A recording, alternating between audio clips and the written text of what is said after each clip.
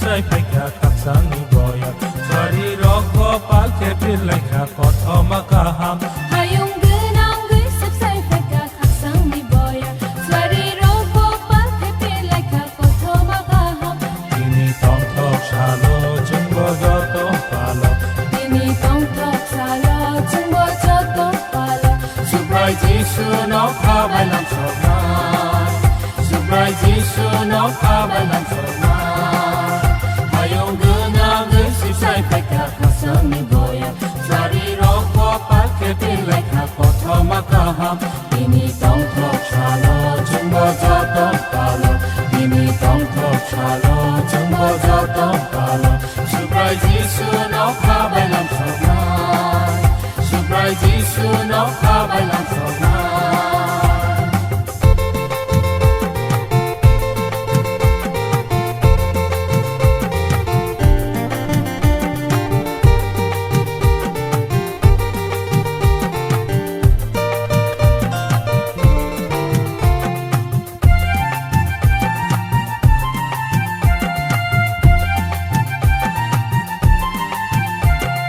Kaksang ma tong tok ma khai ro ma ham sang ma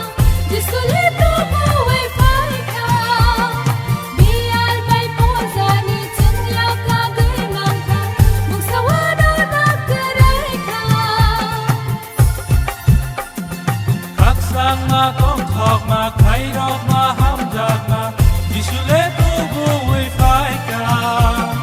Dial bai po jani chung ya ka gui ma ka Mung sawana na kerei ka Pinile tong tok lai nai cha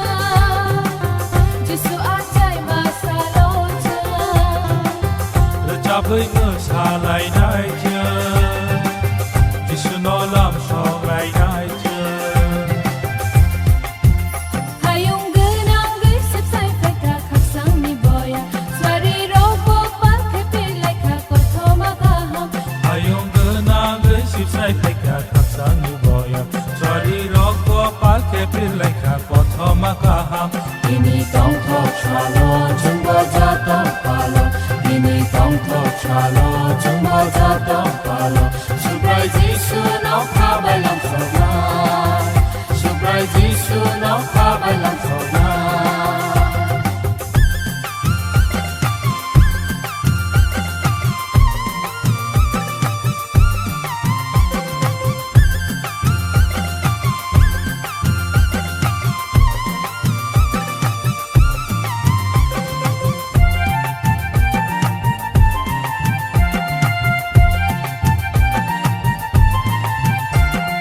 Ha genang ge